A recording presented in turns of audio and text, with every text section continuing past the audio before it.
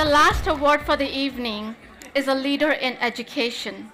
We are delighted to present Suzanne Heywood as the World Women Hero for 2024, recognizing her exemplary contribution to resilient leadership and tireless advocacy for education.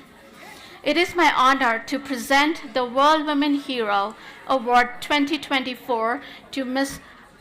Suzanne Heywood. And I would like to welcome World Woman Davos Agenda's chair, Ms. Reshma, here on the stage to present the award along with me. Suzanne. Call me your majesty.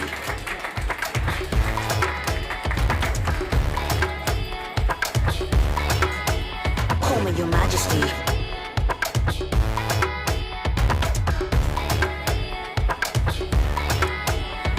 Your majesty.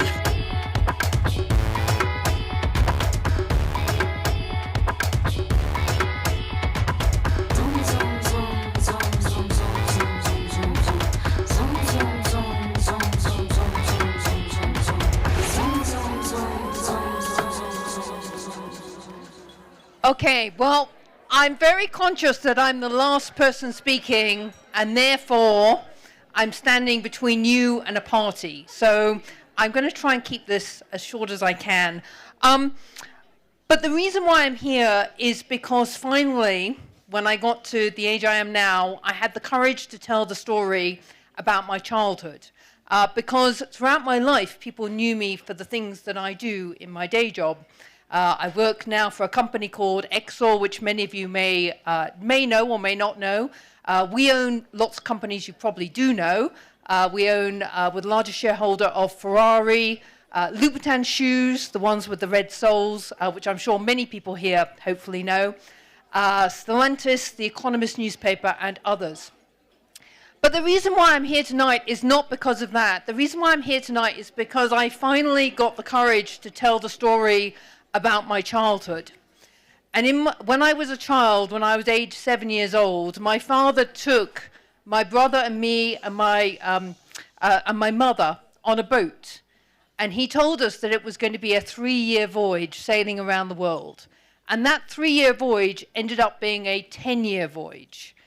And most people, when they hear that, they say, that's fantastic. You spent 10 years sailing around the world. And then they pause, hopefully, and they realize that if you're trapped on a boat for 10 years, you can't go to school, you can't have friends, you can't do all the normal things that a child would do.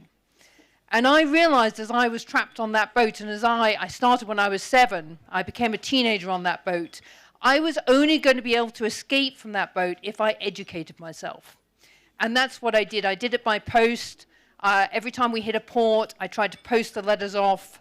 It was very, very difficult because on the boat we had no money. We were trying to take paying crew on board, so I was working most of the time.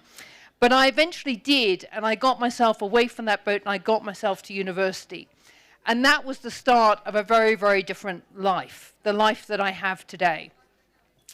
And when I got to the age I am now, I finally had the courage to write this story, which meant that I had to challenge my parents' view of what this history was. And I'm really, really glad that I have, because not only is it a story that many people have resonated with, because although growing up on a boat for 10 years is not what most people do, thankfully, but many people have some of the issues that I kind of dealt with. But also it's enabled me now to start working with many global charities who are helping get education to girls. And that is really, really, really important, because the only reason why we're all here in this room is because we've managed to get an education. But I'm afraid there's still many children out there who cannot get an education. And that's why I'm working with charities like Their World, a fantastic charity set up by Sarah Brown, or a charity called 30 Birds, which is working with girls in Afghanistan to get them to get an education.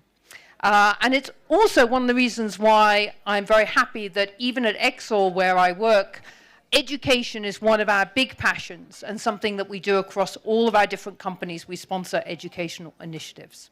So I really hope that as one of the things that we're trying to do here, and I think this is an incredible initiative, is that we help those who can't at the moment get an education, and therefore we help pull them up onto the first rung, onto the sort of futures that I know many of us in this room have.